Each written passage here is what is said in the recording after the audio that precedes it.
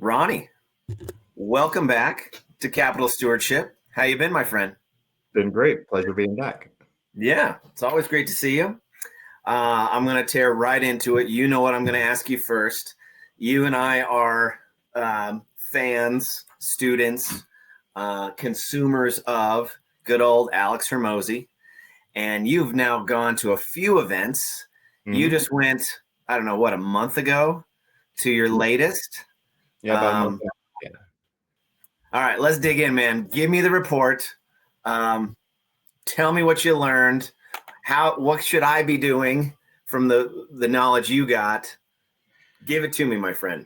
Well, wasn't really happy with that event. Actually, the Okay. BAM event where it's more of like kind of smaller roundtables with other companies, and you work with their group that helps build the portfolio of acquisition.com, right? Uh-huh.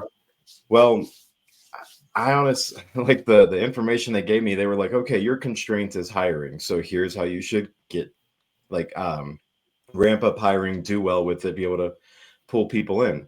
Basically, it just came down to run Indeed ads and like ZipRecruiter and things. And that's just like no shit. That it Yeah. was very obvious. There wasn't any like hidden nuggets in there or things that I just hadn't been thinking of. It was more just like uh I I hadn't really implemented too much, but by the time that I was there, I've already automated all my hiring, right? We've got quality candidates use an application called Who Hire now, and that like it automatically through like the ATS system. Sorry, I gotta fly. There's it'll post like Indeed, ZipRecruiter, all those kind of places and everything, right? But it intakes all of the applications because we get about 500 apps per job just for a house cleaner, right? Wow. Okay. And that it asks them a couple of questions, kind of finds the right fit, like is this person good for cleaning or not, right? And gives you a ranking. But Mm-hmm. what it also does that I really like is it tells you their flight risk, Mm. like whether they're going to leave in 90 days or not, you know? And Yeah. that's been very, very helpful because cleaning has a 400% turnover rate per year. And Holy cow. ours is pretty solid. We're at like 130, 140%. So can't complain. But Okay. this is going to help bring that down even further.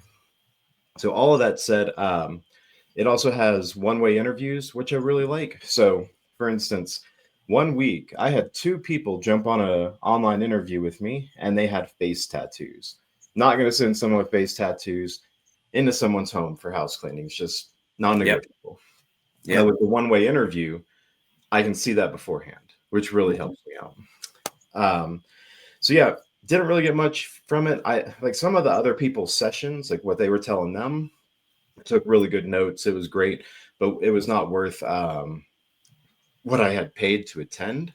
And the thing is, I was like, you and I both know we've gotten so much value out of his other content that I was just like, whatever. I didn't nail it here, but I've made a lot of money from his other content. Yeah. Well, that also could be a symptom of the fact that you're just kind of growing up as a business person. You're getting dialed in, and now the fundamental stuff, like you've got that covered. What's the Hmm. next level? So I've experienced that quite a few times in testing out business consultants, Hmm. where I've gotten in there and I'm like, oh, I'm dialed, right? Or I never want to assume I'm dialed, right? There's always things to learn, always scaling, always stuff to get better at. Oh But I yeah. have interacted with business coaches where I was pretty sure that I wasn't going to get much out of it within the first 20 minutes. And you can tell, right? And they're just going, okay, over the fundamentals, and they're talking about recruiting or whatever. So, you could also just take that as a pat on the back that you're dialed in enough that maybe that beginning level business coaching, you kind of graduated past that. Is that fair to say? Could be. I did ask other people there. I was like, "Have y'all been to one of these before?" And then some of the folks there were like, "This is my third one," and I was like, "Really? You paid two other times for this?" And they go, "The other ones were actually fantastic. They think that this grew too quickly, and they weren't able to spend the time that they used to get previously." Okay. Plus, I attended the day or the month they were launching this, so I think all their focus was somewhere else. Obviously, book launch and that kind of thing, right? Yeah. Not my problem, being that I paid for it, right? But I kind of understand it. And I get one more session in January, and they said like the program that I attended, they've gotten such like poor feedback from it. They're just scrapping the whole thing and coming up with something new. And that's what I'll be attending in like January or February. Okay. Maybe I'll get something better out of that one. Yeah, I remember you texted me about sending me that book. I haven't gotten that book yet, but I do need to return your book that I borrowed. So don't worry about it, because I've got this whole thing now, and it has in there. So okay, sweet. Yeah. Well, so you know your constraints. Once you're humming to a degree, you can now identify your constraints. And so I'm going to ask a little advice here. So my story was, at the beginning, our constraint was production with SprayNet, right? I bought 3 SprayNet franchises, and learning the systems, spinning those up. And the first constraint we found was production. We dialed in production. We dialed in our hiring. We dialed in our recruiting. And then the constraint was sales, closing. Mm-hmm. We then dialed in sales. We dialed in our closing. Now we've got a closing ratio of 50% in property services. That's very, very good. And now our constraint, clearly, and we're talking here in September 2025, our constraint is lead gen. Mm-hmm. So, Ronnie, what do I do? Right? I mean, I have to ask questions first to really even start talking about that, right? What do you do now? We are doing Meta, Google, traditional mailers, signage, referral. We have a referral program, and networking.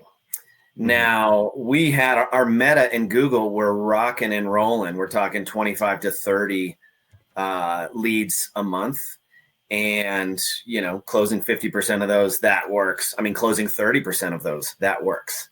However, we fell off a cliff in September. I know many people fell off a cliff in September, but I will not accept this cliff just because other people fell off it. So now we're at September 20th. I've received 3 leads for the month of September, where I'm used to having by this time maybe 20. So something has gotten screwed up with our digital, with our Meta, with our Google. We're analyzing it. We're going back to our team going, what is going on here? But that being said, I think that has fallen off the cliff. And then because we were doing so well the last, say, 4-6 months, we lost our consistency in the others, right? We lost a little consistency in the networking. We lost a little consistency in the signs and the traditional mailers. So in my whiteboard, where, just upstairs in my other office, it says the most important thing, consistency, right? So I'd appreciate, I know you know this, but is there something you could suggest to folks like me and other property services businesses, especially in the world of digital? Is there other places to look outside of Meta, outside of Google? What's the role of ChatGPT that you're seeing? I'll tell you, I Google less and less, and ask ChatGPT more and more. But would love to hear your 2 cents on it all. Well, that's a lot of channels, is what it sounds like. I would kind of, what I ended up doing was I was just shotgunning for a little while, right? Trying everything.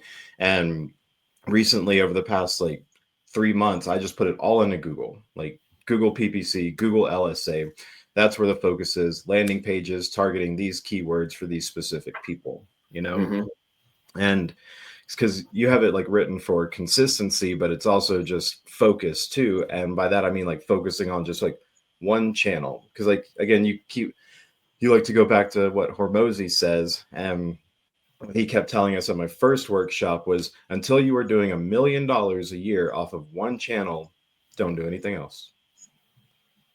And because what I'm kind of hearing from you is it was working, right? These other channels, this system was working. So I would want to go back and figure out like where did it fall off, because it's not like people just stopped using Google. Sure, Chat GPT up and coming, but it like there's still like 98% searches on Google, you know?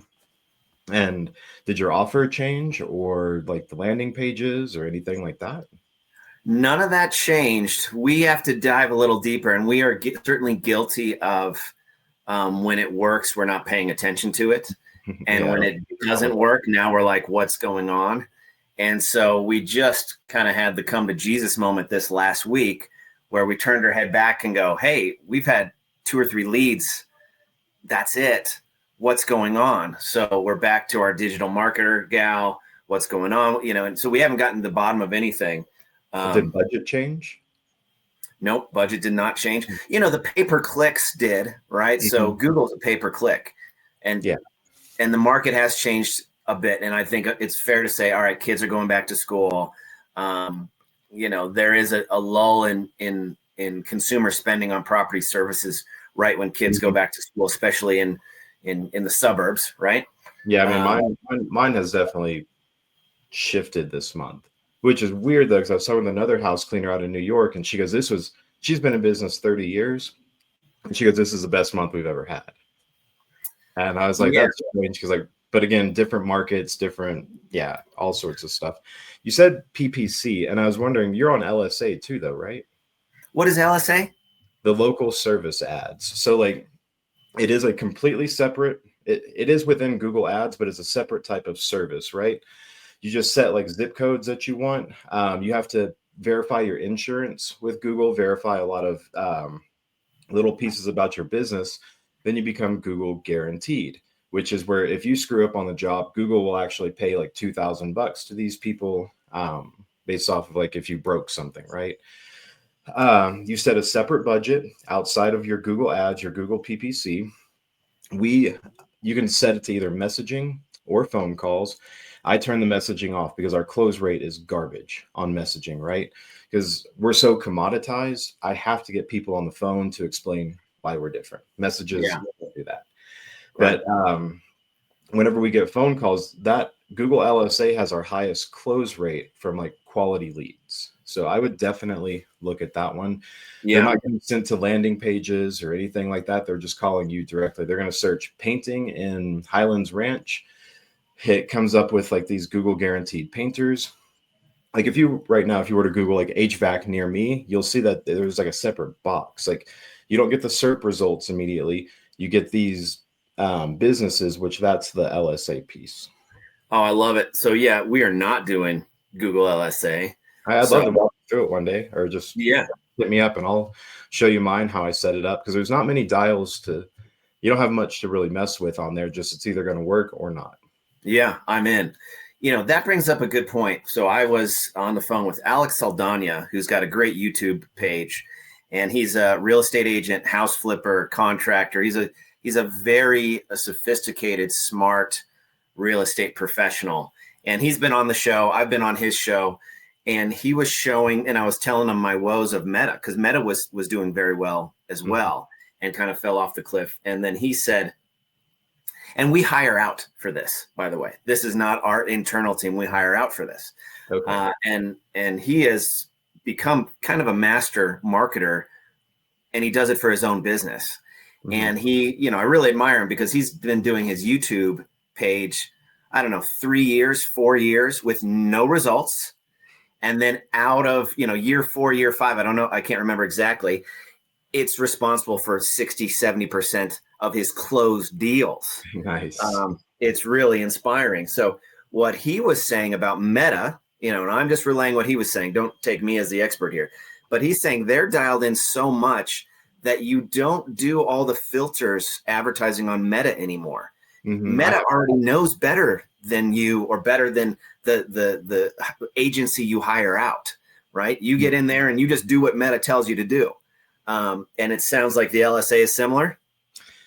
Yeah, there's no targeting filter, no demographic filter or anything like that. The only thing that you really control on it is where your ads are popping up, like based off of the zip code and everything. Okay. And yeah, I agree with him on Meta. The only caveat that I would say is I still do, whenever I do, because I'll boost posts on Meta, right? Like Okay. I'm not like big into the ads, but I will boost some good posts.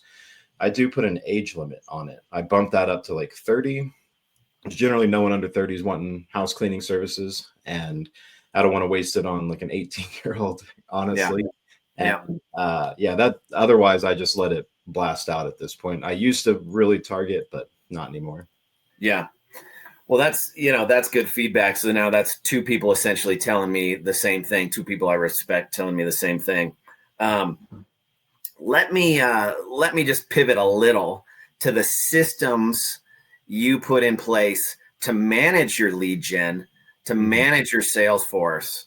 Can we're systems people. We're an EOS company or a traction company. Traction is obviously I'd call it a I don't know, I don't know, what would you call it? It's just a system for companies that are doing, say, 50 million or less. Yeah, I've got it somewhere over here. Yeah, it's an ecosystem of structures where you pick out the seats that you need to have in your company. It's a systems generator or an outline, if you will. So we're big on that, but we're always refining these systems. And we after buying 3 SprayNet franchises, we had them, dare I say, stabilized and certainly cash flow positive in 11 months. Nice. And I thought that would happen faster. That being said, 11 months is good, right? When I talk to other, legit business folks, they're like, yeah, that's great. What are you talking about? Well, it's just my impatience. That's what I'm talking about. But that being said, tell me what systems you put in place from lead gen to sales to get where you've gotten and refining as you go. Yeah, right now, our systems, I'm actually getting ready to hire a software developer to help me with some of this because I don't have time for it. I can do it with my IT background, but just the time isn't there. Yeah. So that said, like what we do is just a lot of Zapier, no code automations. Yeah. Like whenever we get calls through like CallRail, we make sure that it goes into, it's still a Google Sheets empire type thing over here. They go into the Google Sheets. It tells us like what channel that they were coming through, because we have tons of phone numbers for CallRail, right? I want to understand, like, is it organic? Is it LSA? Is it Google Maps? Is it Facebook, et cetera? Knowing exactly where these folks are coming from. And then it goes in the spreadsheet. Some of this is still manual, which is unfortunate. But like whenever we do a quote, we have to manually put in like how much we had quoted that person, and did we follow up? Did we close the quote and everything? But with that said, like it's still a system in place. It's just not fully automated. Yeah. And we can really show our numbers, like understand like what is our customer acquisition cost per channel? That's why like we do break it down between Google Organic, Google PPC, Google LSA, and even Google Maps, so like 4 different Google sources. We want to know like, okay, because I use local brand manager to tag my photos, like geotag my photos, and then they get uploaded to my Google My Business, my website. And that's really helping us on keywords with our local SEO for maps, to where like we're number 1, like all around me for move outs, deep cleaning. Still working on house cleaning services because I don't actually want to be number 1 for move outs. I don't like move outs, are the worst. Yeah. But again, seeing all of that helps us understand like where should we be putting the focus, right? Like Angie, surprisingly, is one of my biggest lead generators. Really? And we have maxed out our Angie spend. I asked them, can I buy more advertising space? And they told me no. What's the cap at Angie's? It's a dollar amount for everybody, or dollar amount per area, or? Yeah, dollar amount per area, because there's 2 different parts of Angie's. Because years ago they bought Home Advisor, which they sell leads. Think like Thumbtack, right? Yeah, selling you leads. Angie's advertising is someone goes and they search for a house cleaner, kind of like LSA. Top 3 pop up, and then they reach out to you. Okay. Right? And that one is a flat rate per month. Like you just signed a 1-year contract, and it wasn't that much. I mean, $700 is all I pay, and I've got like all of South Denver. A month or a year? A month. Okay, yeah, that's so reasonable. But yeah, my customer acquisition cost on that channel is $70. Where everywhere else it's like $300. Okay, so solid returns on that one. Okay. Get some spam through there. It can be an admin headache, but it still crushes here in Denver. I mean, 70 per client acquisition is incredible. Yeah, it's like $10 a lead is what it comes down to in the end. Wow. Yeah. Again, some of those are spam though, so it's not true metrics totally. But either way, all that goes into our Google Sheet. We use that to follow up. We have Chirp, which does automated text messages out to our leads, much like Go High Level type thing. But like right whenever, say, someone comes into Angie, they immediately get a text message just saying, hey, do you want us to call right now or text? Reply, call or text. And they'll respond like with that. If they don't respond, 7 days, it's 7 days of text campaigns that they get 1 to 2 messages per day. It emails them out too, and we're calling during that time as well. So that's kind of our 7-day lead funnel that we follow. Yeah. Which is a really big system for us. And I have another house cleaner that they're very interested in how I'm doing this. And I'm going to write all of this into like a Google Doc and everything. So if you want it, I'll just share it with you, all of our copy and everything. Yeah. Do you have ambitions of acquiring additional cleaning companies? I've talked to 2 different people on this. One is Chris Willett, who's actually right here in Denver. He owns Alpine Maids. And then Matt Ricketts, they own Better Life Homes out of St. Louis. Matt acquires companies. Chris says he would rather just spend that money to acquire new customers. And I see both sides of the argument, because like with cleaning companies, you see how fragmented that market is, right? Like they're not going to have 3 years worth of like leads that they've stored, right? Most of these are mom and pop shops. They can barely even know who called them 2 days ago. Right. They don't have systems in place. The people aren't going to stay whenever you buy it. They don't have like people really manning the calls and everything. So honestly, for that one, I mainly lean towards no, I wouldn't really acquire. Well, that's a really good point. And I would say in the micro private equity world, micro, right? Very small companies. Most of them are not worth buying, right? Yeah. Most of them don't have books. They don't have systems. They don't have CRMs. They don't have client lists. They don't have data sheet. They don't, right? But once you get to that, say 3-4 million, revenue a year, those folks do. Oh yeah. And private equity loves recurring revenue, right? 2 of our favorite words. So I have seen a lot of private equity firms roll in and start buying, say, plumbing companies. So they're buying Joe's Plumbing and Bill's Plumbing and Johnny's Plumbing and whoever insert name here plumbing, and then suddenly all the pricing is the same, and you think, hey, I like Joe Bob's Plumbing. Well, Joe Bob's Plumbing is owned by the same PE firm that owns dozens and dozens of others, and they're just doing big roll-ups, right? Yeah. And I mean, those people are seeing like 11, 12x multiples right now. It's stupid with how much money they're making. Because I was just at Tommy Mello's conference for the Home Service Freedom 2 weeks ago, talking to those folks. And like what you're saying is true, because whatever PE company has like kind of bought some of A1 Garage, Tommy's company, they own like Don's Garage Doors. If you see them out here in Denver, same company. Yep. And that's, that's where a bunch of people have moved, right? It's not only the Cody Sanchez movement, right? Where she's encouraging small people to, small groups, small entrepreneurs to acquire more companies. This is happening at scale, just like a firm would buy, they'd buy, 80 subways, right? They don't buy a subway at a time. They buy, dozens and dozens and dozens at a time. Yeah, the portfolio. Yep. So, but that's a different business, right? Now, spinning something up from new or acquiring, like we did, we acquired 3 SprayNet franchise territories. It's too small and it's too unproven. Now, when those each spin up to 1 to 3 million a year, and now you've got, let's say, 9 million a year going, 9 million, say, gross revenue going a year, suddenly they're sellable, right? But they're not sellable. What we talked about, Yeah, that's exactly right. But they're not sellable when they're doing 300 a year or 400 a year.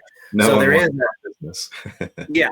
there is a point where now I have seen people at least speak of this model where they're going in and finding, say, older folks, baby boomers who are retiring and they just can't even sell, right? They try to sell, nobody wants to buy it. It's not sellable. They don't have the books, whatever it is. And so you can go in and go, hey, let me just take this over for you. And let me give you some sort of revenue stream for the next 3 years. And I will just essentially assume your company, and you can have, I don't know, a consulting job with me while you teach me how to do this. So there is an angle to scoop up some of that and therefore some of the market share. But the smaller the numbers, the messier it gets, right? I mean, everything can get messy, but you see what I'm saying? Some of them are just, the juice isn't worth the squeeze. But there is an angle, especially for guys like you who just get better at systems, get better at automation, just get better at everything to go acquire these. So maybe it's not there for you now, but maybe it's there for you in 3 years.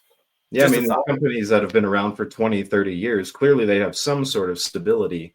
But yeah, if you go in there, tweak some dials and everything, you can really ramp them up, With a lot of these people are just baby boomer. Sorry, go ahead. Keep going. I was going to say, like, a lot of those people, they've just been in the truck. They just know how to do the job, not the business, right? And so there's a lot of extra room that you can grow just right there. Dude, you beat me to it, right? So you take somebody who's been in the truck and insert Ronnie with his Zapiers and his funnels and his Hermosiness, right? And his automations. And suddenly that thing goes from $1 million a year to 5 million a year, Exactly. I mean, there's plenty of those firms who don't even have websites. And even over at like the Tommy Mello conference, there was a lot of those exact stories. They were there like with their dad, like I met some plumbers that were there with their dad, and they were like, yeah, he had only been doing like 650 for the past 10, 15 years. And then we came in and we're still learning business and everything, but they're like, yeah, we're doing like 2 million a year now, just over like 24 months. And so, yeah, there's, like you're saying, those older folks that are getting ready to retire. There is a lot of opportunity there with them. Yeah. When I started hunting for businesses to buy before I bought these spray nets, I was looking at plumbing. I was looking at electrical. I was looking at, septic. And I saw a lot of opportunity there. The thing that chased me away is I knew nothing about plumbing, electrical, and septic, right?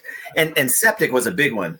Septic, some of the numbers were really, really big. I mean, there were septic companies for sale for 10, 15 million, like out of my reach. But I didn't have enough confidence to go in not having any plumbing experience or electrical experience. So the boots on the ground matters. And you don't get any respect from the plumbers that are working for you if you don't know what a P-trap is or whatever what's the Johnson rod for? They're not going to give you any respect, and it's harder to get in there. Again, on the micro level, if it's a bigger scale business, then you can be, you can be just the investor. You can be, a 10,000 foot operator that manages the boots on the ground operators. So anyway, I'm not ruling those deals out as we build this portfolio, but we're sticking to, low regulatory risk. Everything we touch is surfaces, right? So our parent company's premier surfaces. And so surfaces, right? Roofs, countertops, cabinets, stucco, brick, those kind of things where there's not a big regulatory risk. You're pulling permits for electrical jobs, for plumbing jobs. Like those matter. You can screw those up. Then it becomes less commoditized too, though, is a big thing. That is true. That is absolutely true. There's, the reason we love SprayNet so much were the proprietary coatings. It's all those patents. And so It's not a traditional painting company. And we're really working hard at calling it a specialty coating company because we're not going to paint your drywall or slather another layer of latex paint on your exterior wood, right? We're doing long-term coatings. And how do you explain that to your customers or leads? We're getting better at it, but it's really, hey, look at the longevity of this product, right? Mhm. And I do simple math for them. So let's say, hey, you paint your cabinets, and which cabinets are our bread and butter right now.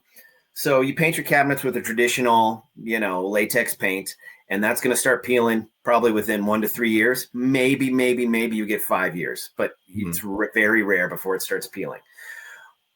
Or you use our coating and it doesn't peel at all. And we put a big boy warranty on it, right? A 15-year warranty.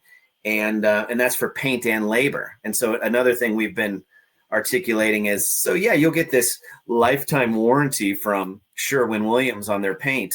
Well, it might be $80 worth of paint for your kitchen cabinets, $80 and $3,000 for labor.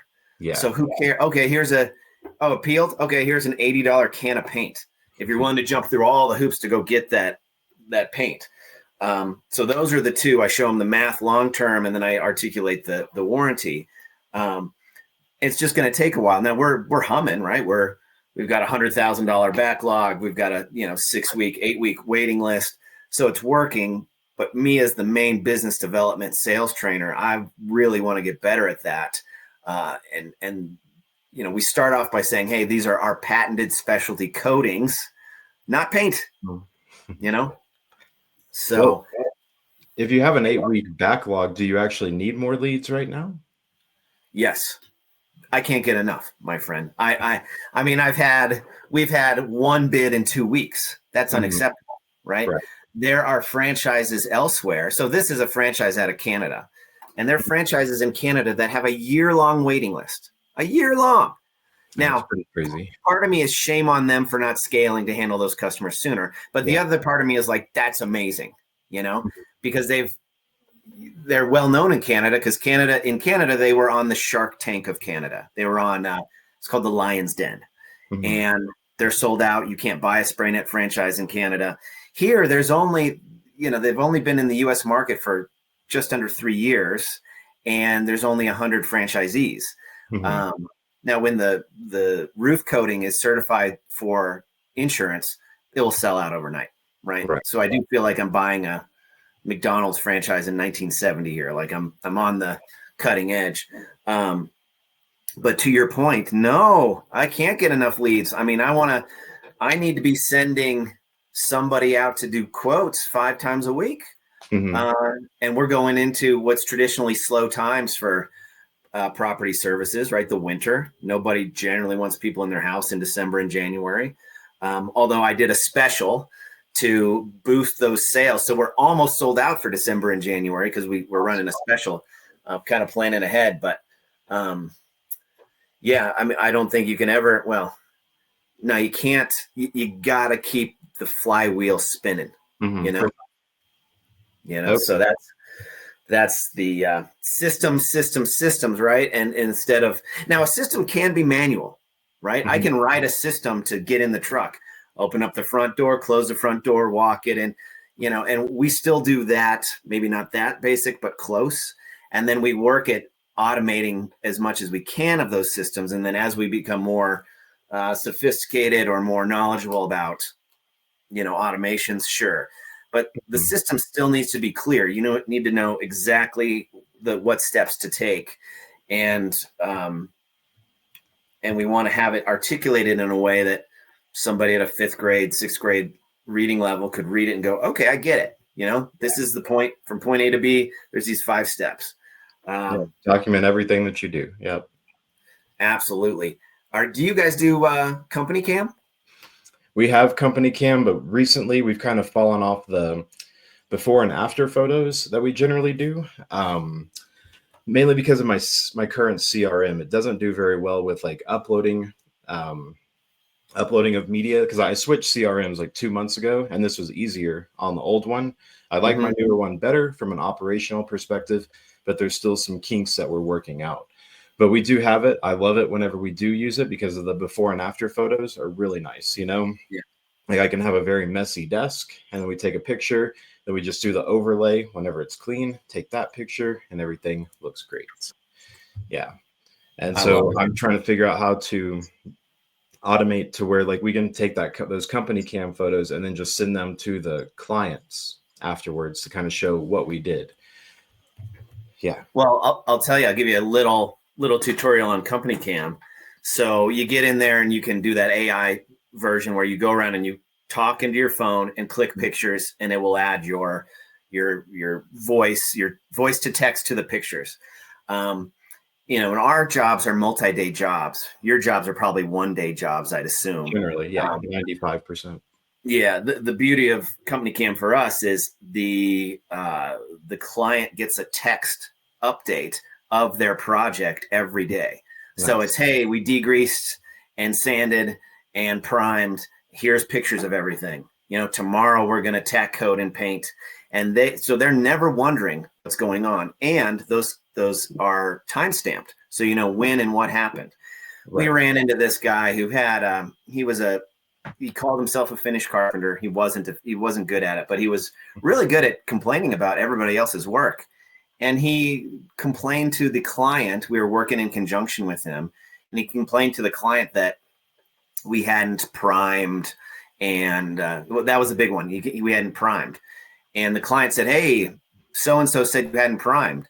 And within 30 seconds, he had a text message of all his stuff primed with the pictures time stamped. Right. Yeah. And when you set up those systems in Company Cam where the crew has to, they have to take pictures and upload them. Otherwise, they don't get paid. Yeah. So we jokingly say, but it's not a joke. We're not paying you to finish this job. We're paying you to go through all the steps we've set up and document it, which happens to finish the job very, very well. But there's no skipping steps. And if you skip steps, you don't get paid. So it's a great protocol. Yeah. And they have the checklist in there too, that you can build out. Right. Yeah. That is what I need to get on top of. Is one of the reasons was like the contractors that I had used. We're switching to full W-2. And now I just got to train those folks up on actually using it. Cause we didn't make the contractors do it because can't. Right. Or I don't know. It's gray area either way. But yeah, the W-2s that is something that they're going to be on top of. Yeah. That's if you just break it down into its fundamental steps, right? And then you consider yourself not a cleaning company, you're a documentation company of cleaning projects, right? And boy, it really helped. And we had some bumps in the road with some people we were working with who accused us of not doing this or not doing that. And we go, no, everything was done. It's done every time. And that's what's really shored up our production. These steps are not skipped, because if anybody skips any of them, they don't get paid. It's wonderful. So I just touched them and it made me think is that these, once they start to get out of like the Meta AI app to where that's the only place that these pictures go, when someone actually makes cameras that integrate with things like Company Cam, going to explode. It's going to be just so easy to do. Right. Yeah. Because even right now, asking people to take their phone out, take the pictures, if they can just be clicking, or what I want them to start doing is just eye blinks. Like you should be able to just blink twice and it takes a picture. It's going to change home services. Everyone is going to have a pair of these. Oh, it's going to be amazing. Well, and video too, right? So you could even set it so it takes a picture every 30 seconds. And then the AI sifts through it and picks, the best ones every hour. And then you double tap and it does a video. So we're doing a little pre-video of each project and a little post-video of each project. And we're even thinking about, I have a collection of GoPros from all the various fun projects I've done in the past, and just set up a GoPro to show a time lapse transformation. So not only is that great at documenting the work, but it's also great follow-up for years to come. So every year it's like, hey, Ronnie, remember what your kitchen used to look like? Here's the 30-second transformation video. Thanks so much for trusting us with your kitchen. And then you go to your wife, hey, babe, look what it used to look like. Now it looks like this. These guys are awesome. Oh, my neighbor needs something. It's a good top of mind technique to implement in your CRM. Yeah, I'm going to have to steal that for cleanings for sure. Like, here's what your kitchen looked like 3 months ago. It's probably ready for that deep clean. That's exactly right. Right. And, And that's, again, the top of mind. And when you see their actual kitchen, they see their actual kitchen and it's actually dirty. And then they look over and go, yep, it's that dirty again. Time to call company clean. That is gold. Another technique I'm doing, maybe you could implement this too, because I roll in with an iPad and I take a picture with the iPad. And now I put ChatGPT on my iPad and I'll throw it in ChatGPT and say, make this kitchen have white countertops and white cabinets and quartz countertops. And then, it thinks about it and you go, here's what it could look like right there. And it shows you the transformation. Do you want this or do you want this? Yeah. Right? You could do the same thing. Your salesperson goes in there and it's, the place is just dripping with goo and you just snap a picture, ChatGPT, make this clean and beautiful. This is what it's going to look like when you're done. Most people, I know this from studying NLP and I did this presentation with the business group we were in. Most people are visual learners. Mm-hmm. So if you can turn that iPad around and go, this is what it's going to look like, could be gold for you. Yeah, no, I like that for sure. Another thing, I'm going to pivot again. Another thing I admire about you is not only your dedication to getting better, your systems building, you're an ADHD guy like me, but you are also a really good networker. Well, thank you. Give me the Ronnie 2.0 networking game plan, because I always find something that will serve me. And yeah, this is the selfish podcast, right? Like if it's going to be good for me, it'll be good for other people who watch. Yeah. So what's the Ronnie 2.0 game plan right now? I mean, give away your secrets, right? That's the thing, is help other people. It'll help you. And that's really what it even comes down to in networking. Like what I like to do and tell folks is whenever you go to a networking event, you need to be identifying 2 people you're going to leave a review for their business. And then 2 are going to leave you a review. Get there, you chat, trade some good information and everything, provide value, right? Right. You're not just giving them sales pitches or anything.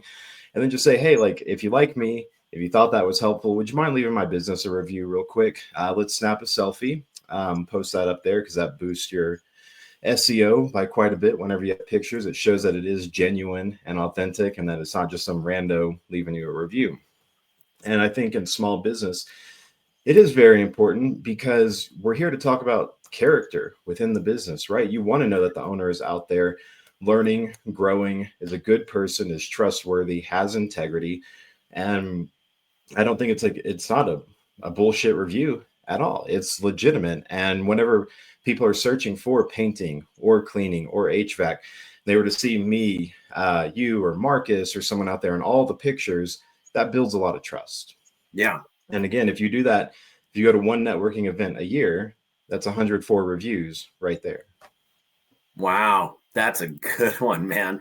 Yeah. Cause you meet somebody, say you and I meet each other, right? Mm-hmm. And we have a 5-minute conversation and I get value. I go, oh, I've never heard of Zapier or I've never heard of Company Cam.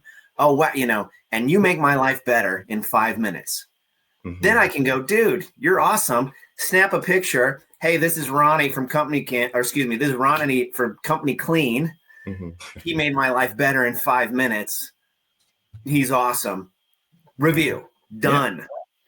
That's great, dude. It helps out a lot. And it shows your techs too, that like they need to be out there doing this as well. Because I've been challenging them to get more reviews, get more pictures, get more selfies after a cleaning. And then whenever they scroll through the reviews and they see me picture after picture after picture of me in there, they know that I'm out there doing the same and living up to what I'm telling them. Yeah, I like doing that, and that's a good thing for the owner, especially at this micro level, right? When you still got some boots in the ground, the crews love, I went and hung doors or door hangers. The crew we had 2 projects right next to each other, 2 houses right next to each other. It was nice. And so I was like, well, I'm going to go say hi, brought them some Gatorades. And then they had a stack of door hangers. And I'm like, let's see what it takes me to do door hangers. And you know me, I'm a math guy. So I hit record on the stopwatch, and I hang 100 door hangers. Come back, give them my stats. Yeah, I hung a door hanger once every 23.7 seconds, and and it's just fun. And so they saw, and I came back dripping in sweat. This was in the middle of summer, and they were psyched to see that. I'm not just some dude on sitting up on high barking orders. Right. You go out there and get dirty. Exactly. Yeah, because I try not to because I don't like cleaning actually, but I will jump in and help the team if there is just something that's just like very time bound. We need the assistance and everything, and then also training them too. Like I get my hands dirty on that one and say, like, here is what I expect. Like light switches. A lot of cleaners don't even hit your light switches. Light switch, damn sure better be clean. And I have testimonial reviews because of how clean the light switches are at Company Clean, because I really hammer that into our teams. Dude, here's another idea for light switches. If you had some of those like photography thing or germ glasses, because you have a lot of germs and stuff on those high touch areas. Mm-hmm. So it goes, look, this white thing looks clean. Let's check it out. Swipe to like the green little things, and then you wipe it clean. That would be cool. I don't know if you've got the tech for that, but there is something similar to that. There's air quality monitors that you can do, which we've thought about using those on sales walkthroughs, saying like we're going to see X percentage reduction whenever we do this. But the easy low tech one that I do right now is I just have a black light, a UV light, and whenever we go into the restroom, I just turn the light off, hit that, because they're always like, we just had our cleaner in here, everything looks fantastic. Then I turn it off and I hit the wall behind the toilet, and I'm like, that's piss all over your wall. Yeah, that is great. Well, why don't you make videos of that? That's a 10-second video that you could do over and over and over. We've tried, and the UV light just doesn't show up very well. That's the problem. Is because like whenever I had even a professional crew out there, like, oh, we love that you do that. We want to get that on video. We recorded it multiple times, and they're like, it just doesn't come out. I don't know. Maybe I'll try it on these glasses one time, and maybe it'll do better. Hey, tell me about these glasses, man. Mm-hmm. Well, I mean, what they do is basically just take pictures and video. It can only take like 2 to 3 minutes of video before it stops because it gets hot. So it'll automatically stop for you. But I do use it for my sales walkthroughs. I just ask the customer, I'm like, hey, I got these glasses. Do you mind if I take a couple of pictures and videos while we walk around? That way I can focus on what you need rather than just trying to listen and memorize and like taking notes and everything, right? Just makes it where I'm more engaged. They're always happy to let you do it. So I record as we walk around. We talk about that. That way I can get this over to my VA and say, hey, here's all the notes, right? You see what exactly it is, so we can quote better based off of that. And then beyond that, it's taking pictures of kids, and videos with my kid. Yeah. No, that's great. I mean, what's the quality of the pictures and the videos? Really solid. I mean, they're 1080p. I think it does 4K as well. And wow. Okay. I can't tell any difference compared to a lot of the other like phone cameras or anything. I might have to get some, I'll send you some video. Yeah, I that might be a good, again, like you said, instead of whipping out your phone, tap on your glasses. So, here you go. Here's my idea to you, because this is what I'm going to do within the next 2 or 3 months. So I'm going to run a contest internally. I don't know what the metric's going to be, some NPS score or maybe conversion. I don't know, whatever. But whoever wins it is going to win a pair of these. Nice. I like it. And then that way it benefits me too, because then they get to use it on the job. Oh, dude, thank you. I'm doing that. We're doing that. Good. That is great. Again, I mentioned my buddy Alex Saldana. He's every time I talk to him, like talking to you, I come out with better ideas, more ideas, stuff that will actually make my life and business better. And he had a service, I forget what it was called, but there was a little puck that recorded everything. And so he would just hit record, and we're a one-party state, right? So you can record everything. Exactly. And so it would make notes on everything for him. So he would never have to take notes. Look, I mean, I'm sitting here taking notes about everything you say because I'm old school, but it would take notes. It would culminate the notes, pick out the best topics, email it to both parties. it's just a great service. Do you know And I what it thought is? about adding that and that plus this, right? Mhm. That little puck recording important conversations plus the glasses. That's Yeah. a major 1-2 punch. Do you know what that thing was called? I'll look it up Send it and to me and after. tell you. No, I Yeah. cannot remember it. I just spoke to him the other day. It's in my notes, stuff to do from Alex, right? And I have stuff to do from Ronnie. But yeah, but I'm excited about all these AI automations. And there's been times where I've felt, hey, I'm really behind the AI 8 ball, if you will, and certainly am to some degree.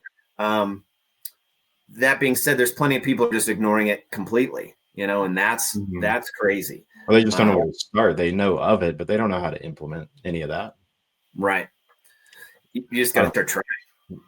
While you're on the topic of AI, I want to flip that around, and because we were talking about hiring and recruiting earlier, use that in your copy. Here's a job AI is not going to take. Yes. Well, that's again one of the reasons I wanted to start investing in the blue collar space, Mm-hmm. because it's going to be one of the last for AI to snag. Now we are looking at applying our coatings with drones. Now we're years away from it, but we're not going to ignore that. But that being said, this is the space that will be less affected by AI. And certainly all business needs to be leveraging AI, period. I mean, it's just getting so much better so rapidly. It is wild, but you're exactly right. And another thing AI doesn't do is it doesn't get a personal connection going, right? I like you more than I like ChatGPT because you're a human being that I've shook his hand, stared him in the eye, had real conversations with, and that is going to be kind of the secret sauce, in my humble opinion, moving forward. We're going to return back to real people matter, and so sales, personality, empathy, caring, all those things will be assets more so than they are right now, I think. Yeah, Maybe because I'm wrong. well, eventually you're not even going to be able to tell, like, am I talking to Chris on this? It's going to have to actually be in person. That is right. I had a meeting with these guys who want to make me an AI agent, essentially an AI clone. And they were talking about I've got so much video and there's so much of me talking to smart people like you over and over and over that you could just upload that to AI and it will build you an AI version of you. Right. Because I've got all the angles recorded, the different haircuts, the different outfits. Like we'll see. I mean, I wouldn't mind having an AI agent as long as it discloses it's my AI agent for initial calls, maybe for when we're too busy, just scaling, or maybe just level one before you get to talk to Chris. Yeah, VSO. You get to talk to Chris's assistant, which looks like and asks the same questions as Chris. We'll see. Are you doing sentiment analysis real quick with your calls? Do you have any AI taking a look at like where objections started coming in, how you could handle objections and all of that? That's one of those things they talked about. So currently, no, but soon, yes. That sentiment analysis was very interesting. And I like the idea of just analyzing the calls. I've been a big spreadsheet guy, and I know this is old school now, but I have a spreadsheet for my life, right? I have percentages of my life with the family, exercising, businesses, investing. I was inspired by Rob Dyrdek. Deirdrick, I think is how you say his last name. That skateboarder turned, venture capitalist. Oh, okay. He's amazing. He runs his whole life off spreadsheets and time management. It's incredible. But I'm still stuck in the spreadsheets, right? And and this is what Alex told me too, getting recordings of everything I do, getting these sentiment analysis and AI versions of me and documenting what are the most common objections. When do they come up? Oh, they happen to come up between minute 12 and minute 13. Wow. There's something there. What am I saying at minute 10 to inspire these? No, that's great advice. Are you using it? We're going to be using Lace.ai within the next like month or two, because at least my quote from them was $1,000 a month. You get 3 seats. But what I really liked about it is I already used Power Selling Pros, which is like a coaching program for CSRs. And Lace gives Power Selling Pros a free seat so they can see all your stuff, which is good because like right now they do listen to my recordings, but you can only do so many, right? As a person, you can only listen to so many calls. So since this has all of them, they are much better prepped to work with your CSR rather than having the busy work of having to just listen to the calls, or at least all of them, right? Or trying to. But what I liked about it is that it's a really good web interface, and it'll be like, here's your most common objections listed out. You can click on it. It'll take you to that call exactly where it happened so that you can listen to it. And it even has like dashboards of your CSRs of like who's closing the most, who's upselling the most, who's getting your highest LTV, your highest revenue, all of that, which is like huge data. And to me, it's like $1,000 a month. Shit, man. Like once my cash flow is totally fine for that, it's easy, man. I'm going to go get it. Dude, I am in on that. You know what I'm going to do? I'm sitting here thinking, I've got all these notes and I've already had this lecture from Alex and a few friends.